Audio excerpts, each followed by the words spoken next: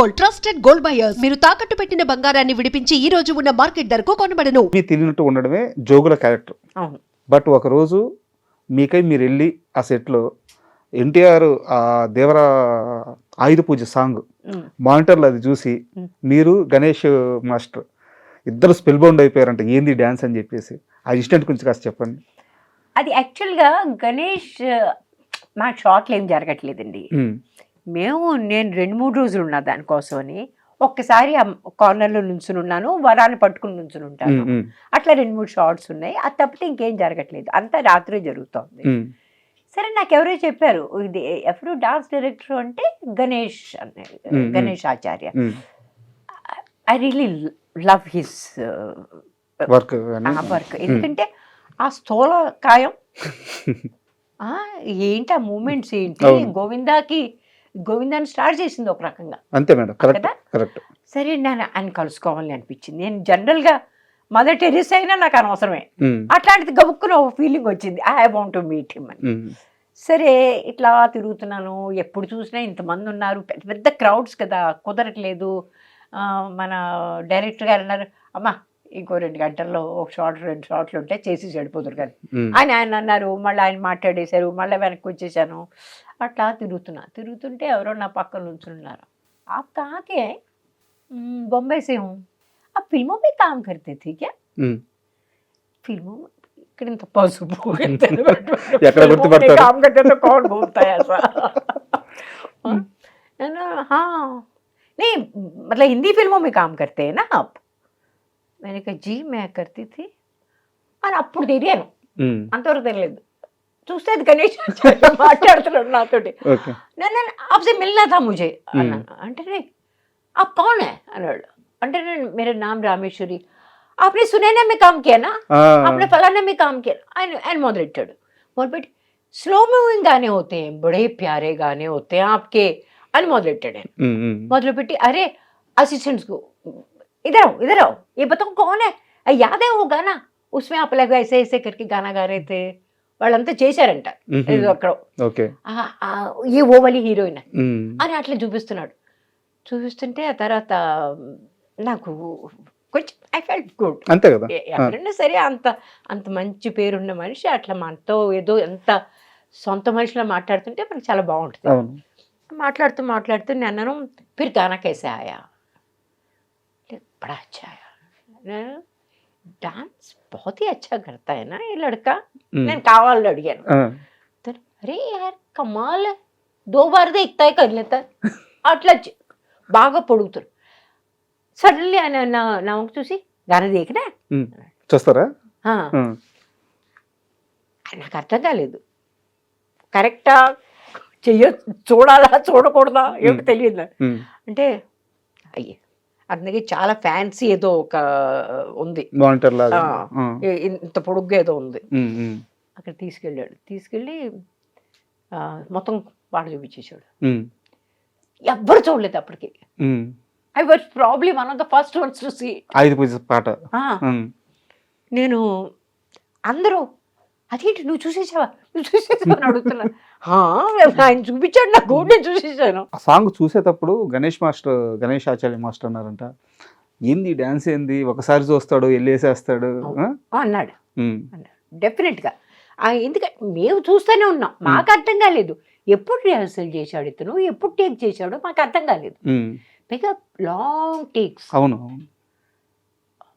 ఇక్కడి నుంచి ఇక్కడ వరకు, అక్కడి నుంచి వచ్చి రావాలి, కిందకి దిగాలి, కింద ఇక్కడ ఏదో చెయ్యాలి, మళ్ళీ లేచి నుంచోవాలి, ఎగరాలి, ఈ మోకాళ్ళ మీద చేయాలి. ఇవన్నీ ఒక్క షాట్లో చేసి పడేస్తాడు. Just one. No he is basically extremely talented. Sunaina cinema shooting లోనే కదా మీకు యాక్సిడెంట్ అయింది. అవును. అంటే మీరు చాలా సార్లు యాక్సిడెంట్ అయింది చెప్పున్నారు, కానీ అసలు ఆ యాక్సిడెంట్ ఎలా జరిగింది? అది పాట ఉందండి, సునైనా ఇన్ నజారోं को तुम देखो అని. అది నసీరుద్దీన్ షా గుర్రం మీద నన్ను కూర్చోబెట్టి తిప్పుతున్నాడు. ఓకే. అద్భుతమైన మంచి గుర్రాన్ని తీసుకొచ్చారు, తెల్లటి గుర్రం. కాకపోతే కింద ఫాల్స్ ఫ్లోరింగ్ వేయించారు. ఓకే. చూడడానికి బాగుండాలని ఎందుకో కారణం తెలియదు. లైట్లు విపరీతంగా, నేను ఒక 30-40 కిలోల కాస్ట్యూమ్ వేసుకుని ఉన్నాను. మేడం దాని మీద పక్క దానిలో కూర్చున్నా ఈ రకంగా సైడ్ సైడ్ ఆ రకంగా కూర్చున్నా. దాని మీద ఒక షార్ప్ మెటీరియల్ పెడతారు కదా, అది కాలికి ఏదో అంటారు, దాని మీద ఇట్లా ఇట్లా రంగురంగుల ఏకలేదో పెడతారు, అది ఉందన్నమాట. అది 2 అడుగులు తీసి అది బోల్ట్ అయింది. అలా నన్ను పడేయడానికి ప్రయత్నం చేసింది. నేనేమో జనరల్గా మనం పడడానికి ప్రయత్నం చేస్తే మనం ముందుకెళ్ళి పట్టుకుంటాం కదా, అలా పట్టుకున్నా. ఈ లోపల నసీర్ చేతిలోంచి కూడా తను వదిలేయాల్సి వచ్చింది. అంటే ఊపు వల్ల ఆ షార్ప్ మెటీరియల్ ఉంది, అది వచ్చి ఇక్కడ గుచ్చుకుని ఇక్కడి నుంచి ఇక్కడ వరకు కట్ అయిపోయింది. తమాషా కంటికి ఏమవ్వలేదు, రెప్పకయింది. కానీ ఆ ఇంపాక్ట్ ఎంత అయిందంటే ఇక్కడి నుంచి ఇంతవరకు నల్లగా అయిపోయింది. అండ్ ప్రొఫ్యూజ్ బ్లీడింగ్ అనమాట. అంటే ఇట్లా కాలిపోయింది అంతే. నాకేం తెలియట్లేదు, నొప్పి కూడా లేదు. నేను అడుగుతున్నా ఏమైంది అడుగుతున్నా అందరినీ. లిటరల్గా నాకు ఇంకా గుర్తుంది, నా మేకప్ మ్యాన్ ఉల్హాస్ అబ్బాయి పేరు, అసిస్టెంట్, నా దగ్గరికి పరిగెట్టుకుంటూ వచ్చాడు. నన్ను చూసి ఎలా వెనక్కి భయపడిపోయాడు. నాకు అర్థం కావట్లేదు ఏం జరిగింది. అంటే అతను తీసుకురావట్లేదు ఎవరు. అప్పుడు మా డైరెక్టర్ హిరేన్ నాగ్, ఆయన కంగారు పడిపోయాడు. ఆయన పాపం కంగారు పడిపోయాడు. ఆయన అనదర్ డైరెక్టర్, ఆయనతో 2-3 సినిమాలు చేశాను. Very very nice man, but he was not someone who would take control. మా మొట్టమొదటి డైరెక్టర్ వచ్చాడు పరిగెట్టుకుంటూ, లేక్ టండన్ గారు, వచ్చి నన్ను హాస్పిటల్ తీసుకెళ్లారు. తను మన నసీర్ వైఫ్ రత్న, ఆ టైంలో వాళ్ళిద్దరూ కలిసి తిరుగుతుండేవాడు. రత్న కూడా వచ్చింది. Ratna knew all about Dadar area బాగా తెలిసింది, రాజ్ కమల్ స్టూడియోలో జరిగింది. తనంది నేను తీసుకెళ్తాను, అక్కడ తీసుకెళ్లారు. అప్పటికప్పుడు వాళ్ళు కుట్లు వేశారు ఇక్కడ. ఆ కుట్లు వేయడంలో ఏదో తేడా వచ్చింది కొంచెం.